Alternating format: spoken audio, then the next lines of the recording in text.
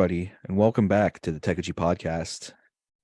This is Techegy Interviews, and our special guest this evening is MathanGames.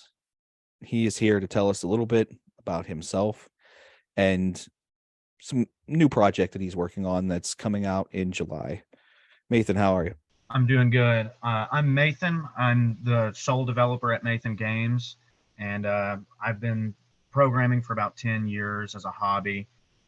And recently, about 2 years ago, I decided to get serious about it, and I felt like I was at a high enough skill level to start monetizing it. So I made my first game and uploaded it to Steam January 27th of 2023. And it was a blast to make it, and I think I learned a lot from that. And now I'm working on my next project, Xanthiom Zero, which will be coming out July 28th of this year.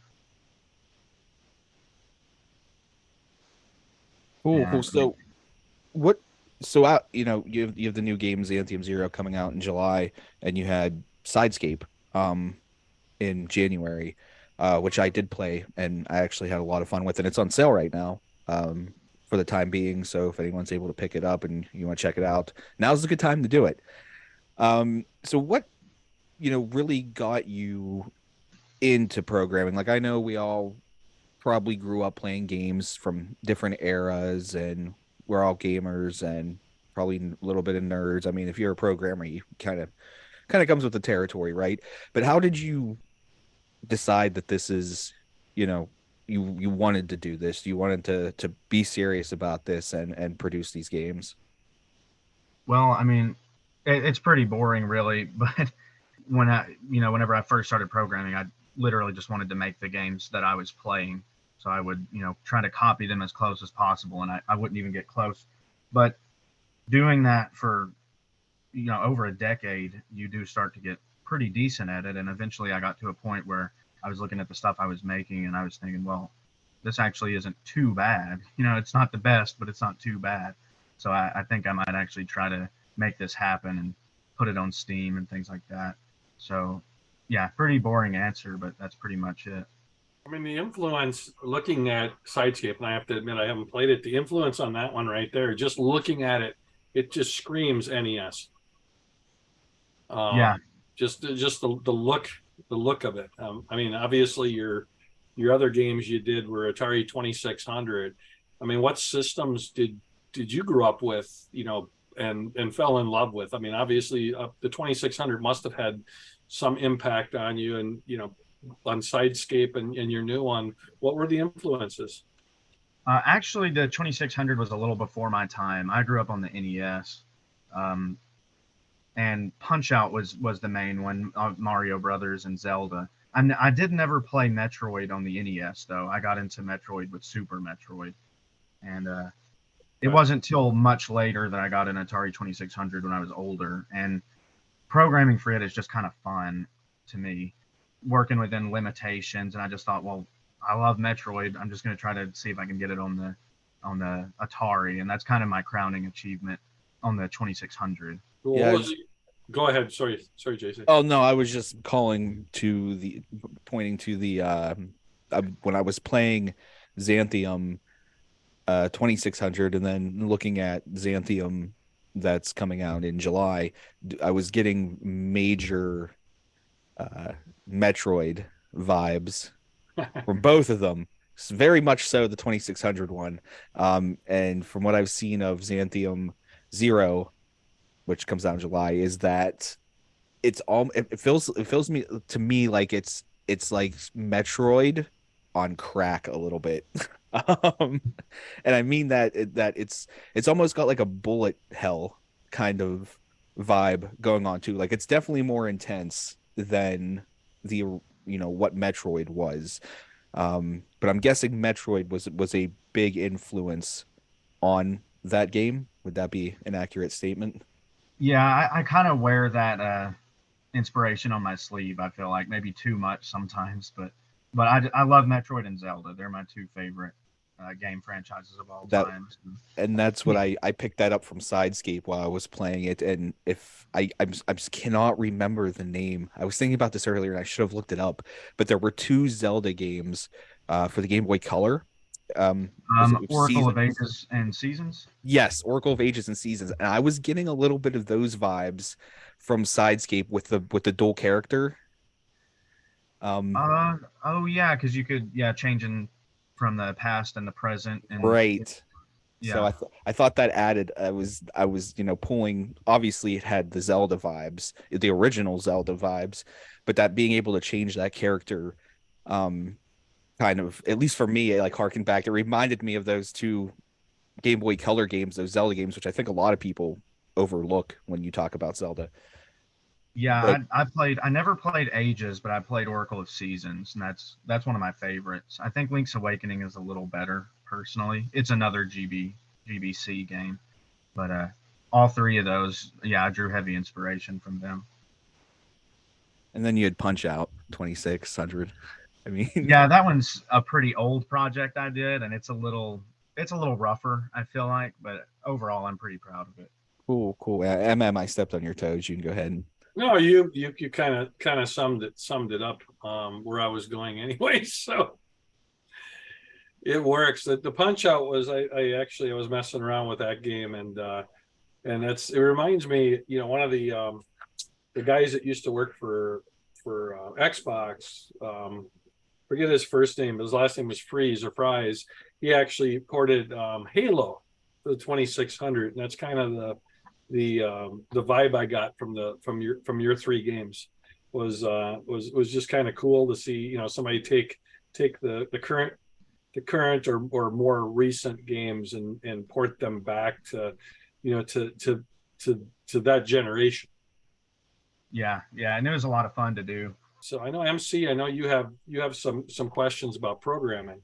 Yeah, Mathan, what programming language do you use, and what compiler would you use to translate the games into the different systems?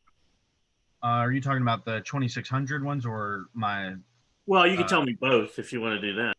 Well, I'll start with the 2600 then. I use Batari Basic for the 2600. It's a basic compiler. It compiles it into assembly.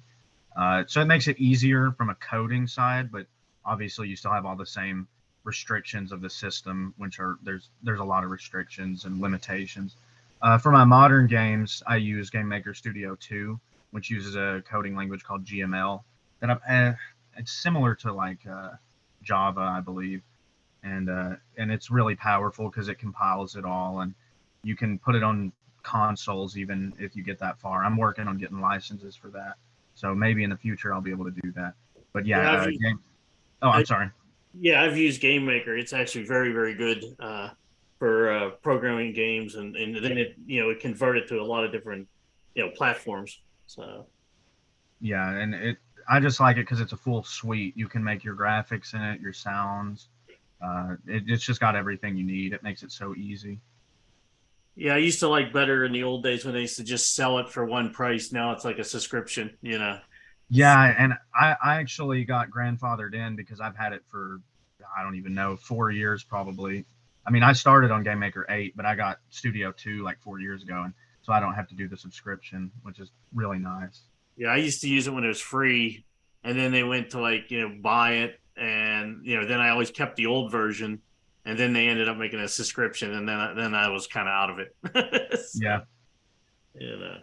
It's a really good engine though, especially it is starting out, since it has drag and drop as an option to kind of teach you the basics, and then you can move on, because that's what I did years and years ago. I used the drag and drop, and then I was able to translate that into code, and it's made me what I am today, really. Yeah, I mean, I like even that they have that editor in there, so you make all your little sprites and everything else right inside there, So, yeah, it makes things a lot easier. As far as programming goes, creating these games and the visions for them, and even, getting the word out for them, what has been the most, difficult or trying aspect of this? Because, there's a lot of time, and this, but for anyone listening, there's a lot of time and effort and not just money, but time adds up to money as well, realistically, that go into making games, especially for indie devs. So as for you, what has been the hardest or the largest obstacle that you've had to overcome when it comes to producing these games? Yeah, the time for sure is one of them. Funny, I was talking to somebody today actually, and they asked what the hardest part is. Is it learning to program or do art? And I told them no, it's just the time. That's the hardest part. And I really do believe that. Just getting burned out in places, and there are days where you just really don't want to work on it, and you just have to. You just have to make yourself. And there are days where you want to, and you can't find something to work on because you're just in a rut or something. You got like programmer's version of writer's block, and just allocating the time can be really difficult sometimes because you feel like you're getting nowhere because you're just chipping away at this huge project.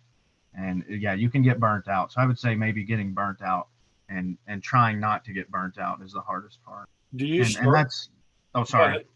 Go ahead, Nathan. I was just going to say that's from a solo dev standpoint. If you're on a team, it might not be as bad, but I've never made a game on a team before. But anyway, sorry I interrupted you. No, I was going to ask you, you on the games that you've made, do you storyboard them out, or do you do them kind of on the fly, or a combination of both? I'm a little reckless, I guess you could say. I basically just have it in my head, and I try to keep it out. I'll write things down so I don't forget them, but pretty much I just come up with them in my head and go from there. Yeah, I can understand that. That's kind of a lot of creative people. That's how they work.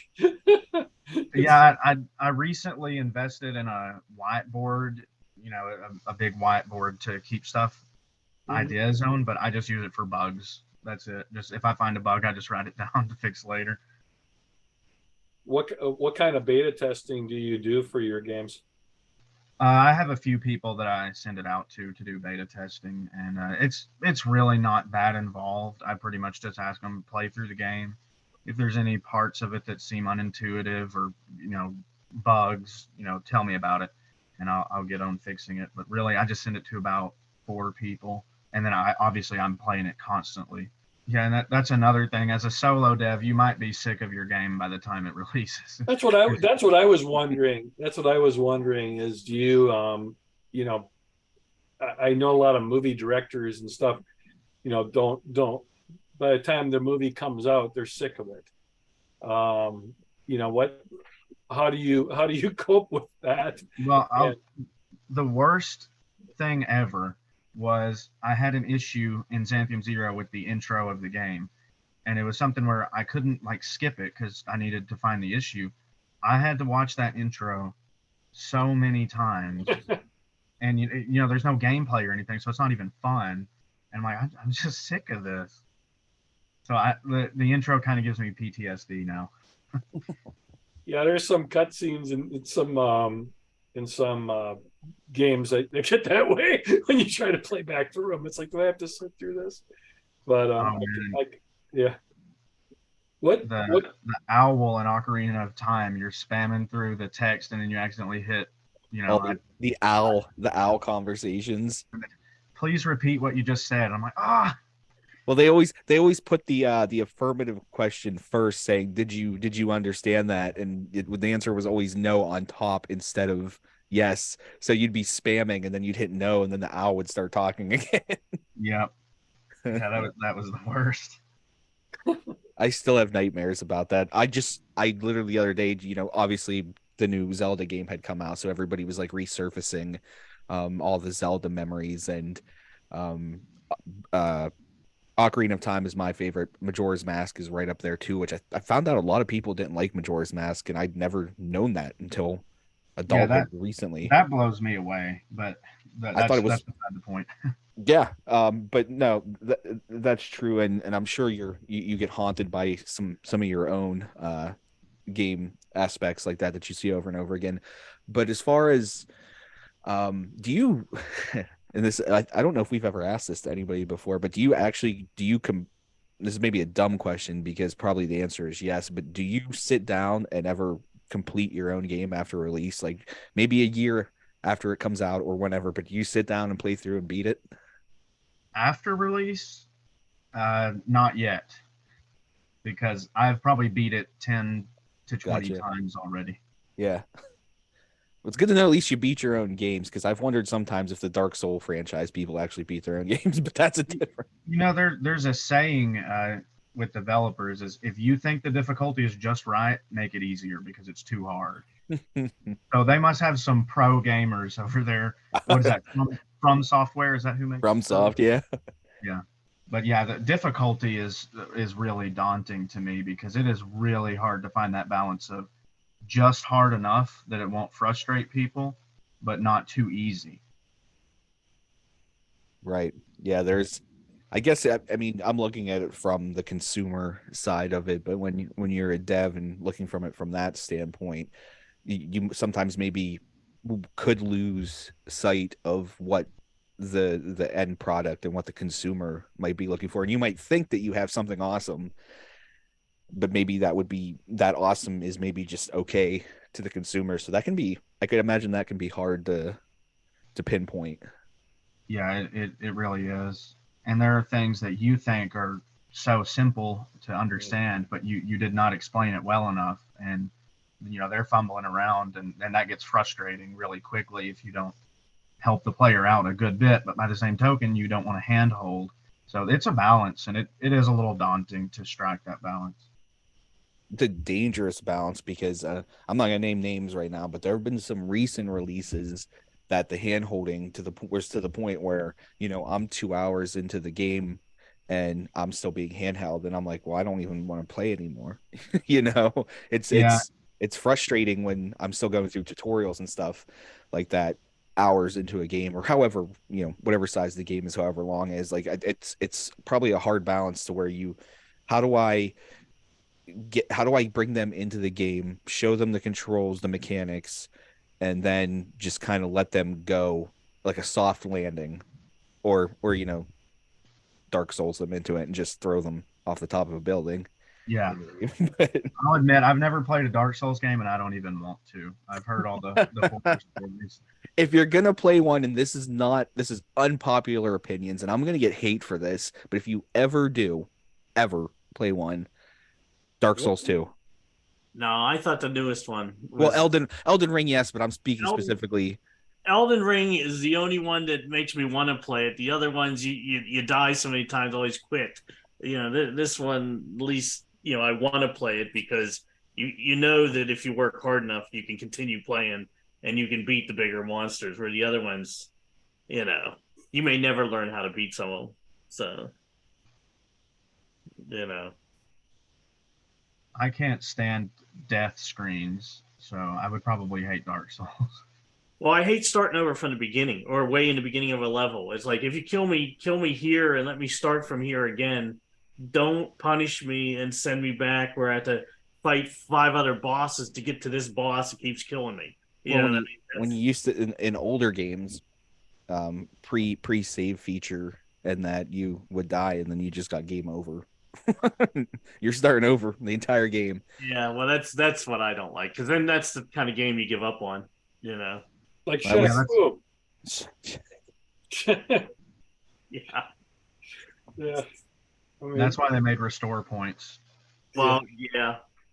So I like the ones that if you die, it only sends you back a wee little bit so you can just run up there and try again to beat the boss until you get past them, Yeah. So But, Nathan, what are you playing? I mean, if you're not developing your own game or doing, things besides gaming, what are you playing these days? What systems do you have and you actually play?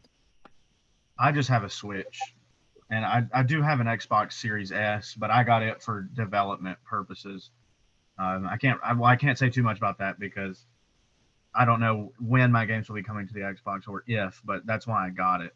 But yeah, I just usually play the Switch. I just played Skyward Sword for the first time on their HD remake of it, and it was okay. But yeah, other than that, I mainly just am making games right now. I don't have a lot of time to play them. No, I do like that you're maybe gonna put them on Xbox someday because that's where I play most of my games. So Yeah, every time I post about it, there are 3 comments. When's it coming to Switch? When's it coming to Xbox? And I'm always like, I wish I could, but it's just it takes a lot of time and effort, especially being one person. So, but I'm trying to do that. Sure. No, that sounds great. You have two games on Steam, and there is a thing called the Steam Deck. For anybody with like portability while playing. Not a sponsor. Yeah, I've got one. I'm not a sponsor, but I have one. So technically people could play it. I mean, well, if you have a laptop, you could obviously play them on the go as well, which I do frequently. So you have Sidescape that came out in January, and it's on sale for $239 on Switch right now, 70% off. And then you have your latest release, Xanthiom Zero, coming out on July 28th. Yeah, that's correct. On Switch, or sorry, Steam. Sorry, we were just talking about Switch. I'll cut that. Steam. So Xanthiom Zero coming out on Steam, July 28th, 2023, this year. So you had the Xanthiom 2600, and we kind of talked a little bit about, you know, the inspiration behind that. And then now Xanthiom Zero is more modern, and it's a little bit of a departure, at least action wise, because there's way more stuff going on in Xanthiom Zero, obviously, from, you know, when Xanthiom 2600 was a 2600 game, so that you developed. So there was going to be more, but when you were making Xanthiom Zero, was it more? Is it supposed to be a successor to Xanthiom 2600, or is this just a totally new thing that you just decide to make? And it's you know, it's kind of got the same story and character maybe, but this is obviously beyond what Xanthiom 2600 was. So when you were creating Zero, uh, just what were your thoughts and ideas and about what you wanted to make and create? Well, so Xanthiom Zero is going to be Captain Grisham, the side-scrolling character from Sidescape. It is his first game, and I'll be doing something for Knight in the future, but I'm not going to discuss that now. But I really, Xanthiom 2600 is just kind of just a tie-in thing that I just wanted to get out there. I just thought it was a cool little novelty to have. But yeah, Xanthiom Zero is really a sort of prequel to Sidescape, but they don't build on each other a whole lot, other than just that they have the same character in them. Gotcha. So you had, so you mentioned things that you weren't going to talk about, and one of my questions was if you had any ideas for future projects. Now, I'd already considered that there were things that, you know, that you wouldn't be prepared to speak about or whatever. We always, you know, how that goes. But moving forward as MathanGames and development after Xanthiom Zero comes out, what directions do you think you'll be taking? Is this going to be like are you going to, I mean, I know you're a solo developer, so focusing on multiple games at a time is probably nigh impossible, but are you going to continue releasing sort of these retro style games, or are you going to dabble in some stuff that maybe is a bit more, I hate to use the word modern because that's not true here, but for these intensive purposes, we'll say modern. Yeah, no, I mean that's completely valid. To be honest with you, I don't have the talent to make, you know, Hollow Knight, for example. I just don't. I'm not an artist. I think that's pretty obvious. The art is the weak point of the games that I make. But you know, if I ever hire an artist or anything like that, I would want to try a more modern looking game. But that's all in the future. For now, I'm gonna have to stick to pixel graphics, and I'll just make the most of that I can. But yeah, I mean that's pretty much my answer there. Yeah, no, I didn't think there was anything wrong with the artwork. Yeah, I agree. I thought the art direction in Sidescape I thought was on point, especially for the style of game that it was. And then, you know, even Xanthiom Zero itself, the color palette is very pleasing for some reason. There's a lot of not neon, but there are those, and I just accidentally turned the sound on to the video, but there's a lot of those kind of like 80s hued blues and purples and some of those like reddish colors which definitely give off that retro 80s vibe. So when you're making a game like that, so whether or not you planned to make it visually appealing, I thought that but they were both visually appealing games. Well, that's awesome to hear. Some people don't feel that way, but Wow. that's really great to hear. I mean, I don't get a ton of complaints about that, but I know some people are really off put by pixel graphics in a modern game, and they're kind of like, well, why are you doing this?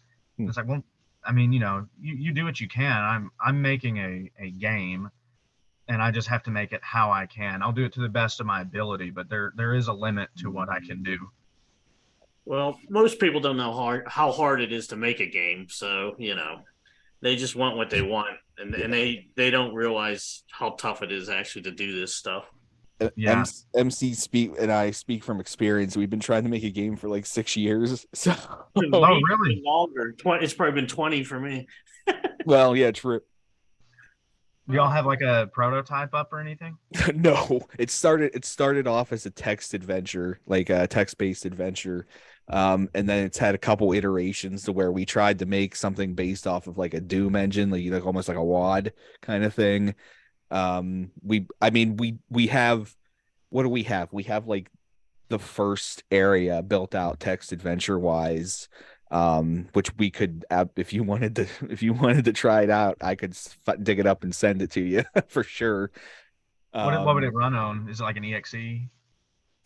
yes, yeah, I could make it into an exe, but it's programmed in basic, so, and it's very straightforward, even after all this time. And I think MC had some of the level design layout created, and then I was sort of, he was doing that side, and then I was kind of doing the basic side of it. But And then I used like an old Doom engine. Well, I forget what it was now, and created like a Doom level, but somehow I trashed that. trying to, I was working on doors, trying to get the doors to open right, and I somehow totally messed up the level.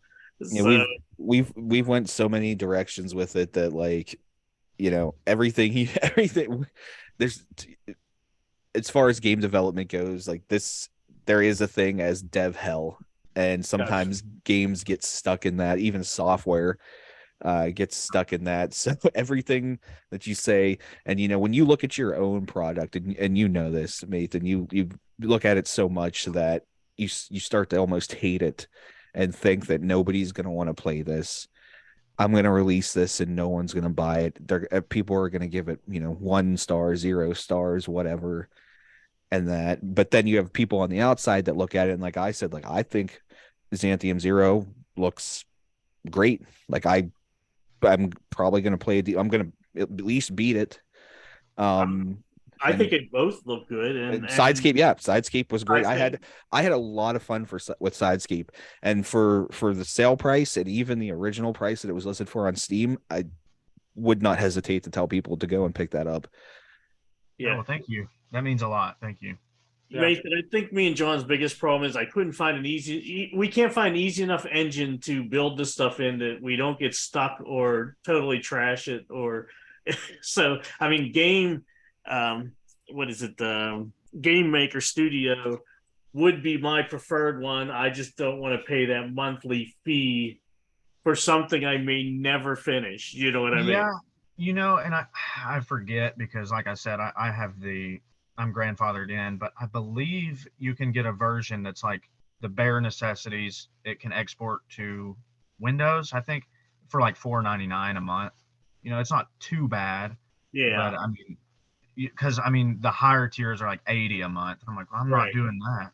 Right. Yeah. Yeah. And the big problem is, like, me and John are pretty busy guys. In fact, I work in IT and I'm on call a lot and everything else. So it's, my chances of finishing a game is pretty slim anyway with the Yeah. time I have. So, Like I said, the time is just, yep. it's easy to underestimate because I'll tell you Sidescape released on January 27th. I thought it was going to be done in July of the previous year. Wow. And I mean, seriously, I thought it was going to be done by then. And then, 6 months later it's released. So that one took a while because there were so many considerations in Sidescape. It was really hard to design levels for both perspective. That's right, because you have like the top down ish perspective, like like games like the original Zelda, but then you also had kind of the side scrolling Yeah, perspective going on as well. and there were so many times where I was playing it, and I would just be like, how did I do that? Where I would just switch to Captain Grisham and then just be soft locked because you were in this pit that you couldn't switch to Knight. And there were so many times where I would do that, and I was like, it's just so easy to make it where you'll get stuck somewhere, and it was really tough to find all of those areas and design around that.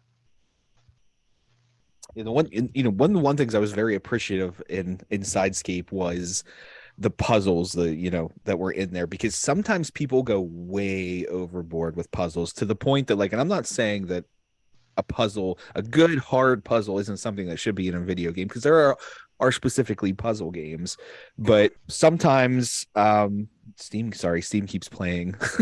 Every time I click on the page for Sidescape, it starts playing the video. So if you hear the music, that's what that is. But sometimes a puzzle can really pull you out of the immersion and the experience if it's overly complicated, or if it's sometimes they seem out of place. But I appreciated that the puzzles were something that my small smooth brain were able to figure out. Well, that's just that's just because it was puzzles I could make. I'm not like a super good puzzle guy, so I was just making them. Yeah, like you said, as hard as I thought would be necessary, and yeah. Yes, they weren't. I was able to listen to anybody out there. If I was able to, do these puzzles and complete the game, then anybody can do it. Because I'm not a puzzle person. Like, as soon as I get frustrated so quick with puzzles that I'm like, yeah, I'm done. Like, we were talking earlier about graphics, and I will say this. I've seen some of the most gorgeous games be absolutely awful to play. I mean, it's the one that comes to mind recently is, what's the one Microsoft just came out with? Yeah, Redfall. The game is gorgeous, but man, it's the gameplay on it. The Star Trek game that came out right when the second J.J. Abrams movie came out. Geez, it looked good, and the game was awful, even though the graphics were stunning.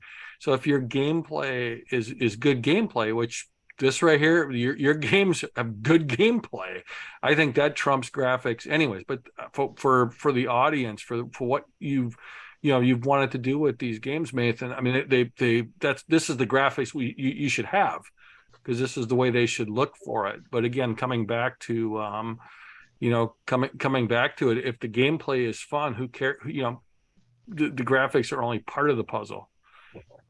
Yeah, I wish everybody felt like that, but some people really do judge it by the cover, which, I mean, that's fair. Some people really can't look past it, but I'm in the same boat as you. I honestly, if it's fun, I could care less what it looks like. Fun and control, like your controller, that's the best.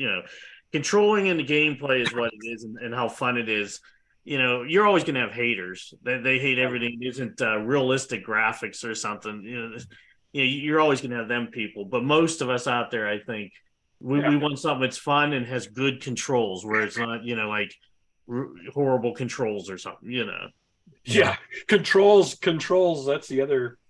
Thanks for bringing that up, MC, because that really, again, it's most games I hate. That's what it is. Like, it has janky controls where you're trying to do something, it just doesn't find enough controls to do it or something. Or that's right. We've just described Redfall. Yeah, we have. But I mean, even like some of these games we talked about earlier, it's camera angle too. Like, and some of them, the camera angle's so bad it ruins the game. We went back. I mean, one of the games we were joking about before we even started this podcast was on one of the Xbox Burger King games of all games. The one with the pocket biker, and that game was what, $3, $4 when it came out new, but it was a lot of fun. Controls were good. The game was well worth the money. It's, again, I have to look at it. am I having fun?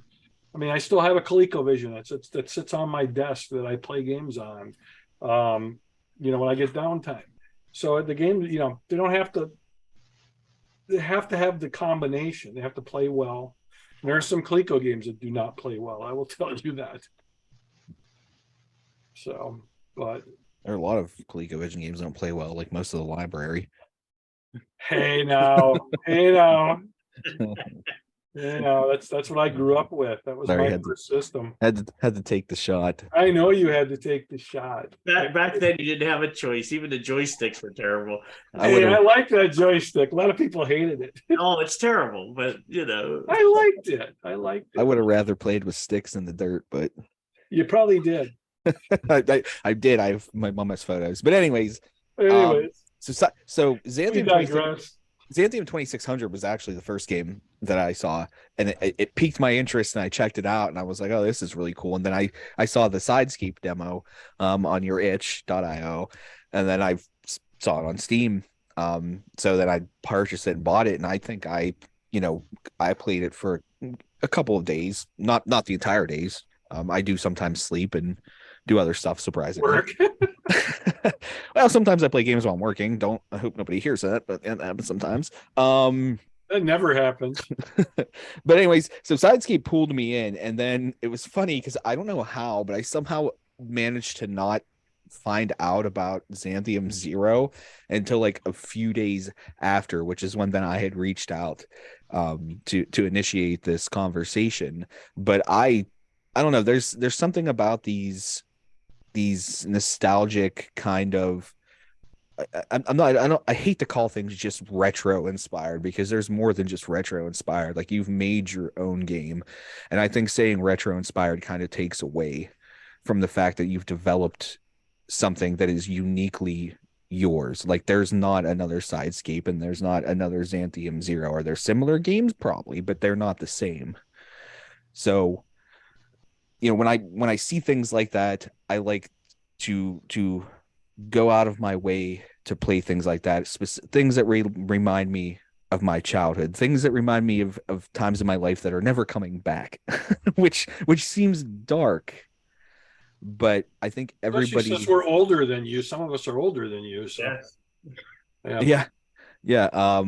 And I think like those things that bring back that kind of feeling of childhood freedom that we all had. Like, you kind of felt like you could almost do anything you wanted to when you're a kid. And when you play games like this, it's not just the game that you're playing, but it's an entire experience, really. And maybe I'm getting way too deep and emotional into some of these games, but I mean, that's real, and a lot of people operate on that nostalgia, and that nostalgia sells. Yeah, well, so, and I mean, and that's really why I made it. I mean, I wanted to make a game, I guess you could say, from the heart. I just made what I really wanted to play. And when I came up with the mechanic, because I was thinking about how you would make a 3D game, but at 2D with 2D graphics. And I was thinking, well, you'd have to switch between perspectives. And then I thought, well, what if you switch between perspectives in the same room? And then, that got into the whole, how the mechanic would work.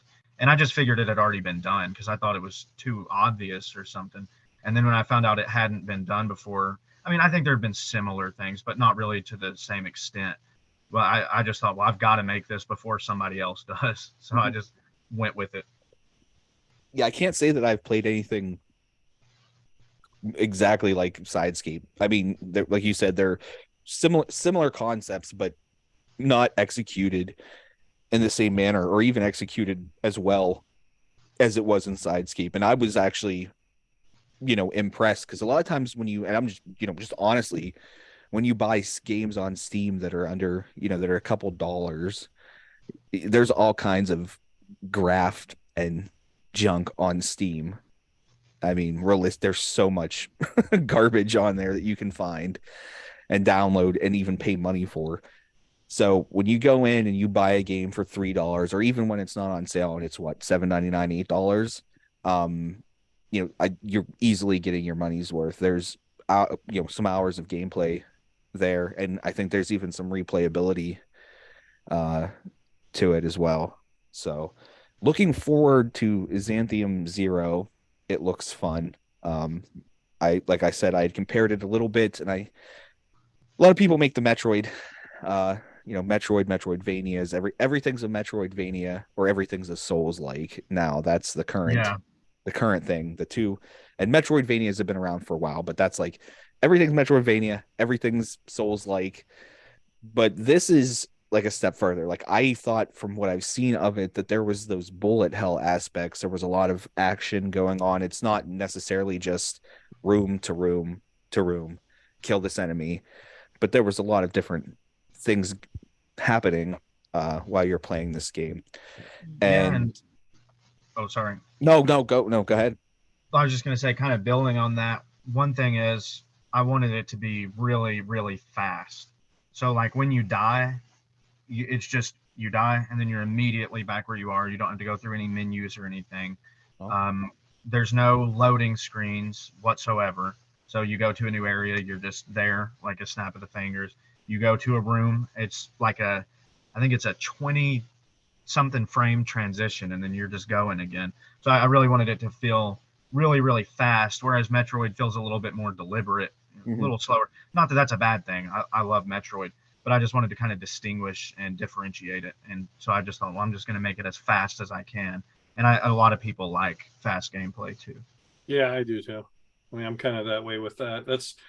I didn't play a lot of Metroid because it was a little on the slow side. So I'm kind of the original, the NES Metroid is definitely, when I was younger and playing it, it didn't seem so, but now as an adult, when I go back and play it, not saying that I find it boring, because I don't. I still love the game, but it's hard sometimes to sit down and play through it. Now, Super Metroid built on that, and then there were some of the Game Boy Advance ones, and then even the recent releases, which, hot take, Metroid Other M is not that bad. Sidescape came out on January 27th. It's available on Steam for $2.39 right now. I'm not sure how long that sale goes on, but regardless, the regular price is like $7.99. It's $8. Definitely worth it. Everybody should go buy it and check it out. And then you have Xanthiom Zero coming out on July 28th. So, a month and about a week and a half from now, it'll be out. You can, I wish listed it and followed it, so that way I make sure that I remember when it comes out. But everybody should check that out on Steam. And MathanGames also has an itch.io page, which is mathangames.itch.io. And there's a few things you can check out on there, like the Xanthiom 2600, Punch Out 2600, and Flappy Bird, which we didn't even talk about. I forgot that there was a Flappy Bird 2600, which is interesting. You might want to save that, because the original Flappy Bird, with people that had it on their iPhones, ended up selling for thousands and thousands of dollars. So you never know. Yeah. That one is archaic. Like, I made that one so long ago. It's noticeably worse than the others. I have a version of it that's a little better. I don't know. It's not finished. I might finish it one day, but yeah, it's pretty bad compared to my other two 2600 games. Not well. I know, like MM had said he had the Punch Out. I actually enjoyed the Punch Out 2600. Yeah, it was just it was kind of like one of those things to, like, just sit down and punch out on. Yeah, it's Punch Out on 2600. Oh yeah, and a fun fact about it, I don't have the code to it anymore. It's an old project, and well, there's a glitch in Macho Man's fight where if you get hit by a spin punch and you're at low enough health, your health will overflow to 255, and you'll basically be invincible. So, and I can't fix it because I don't have the code anymore. So it's just, oh no, it's a feature. It's a feature, not a bug.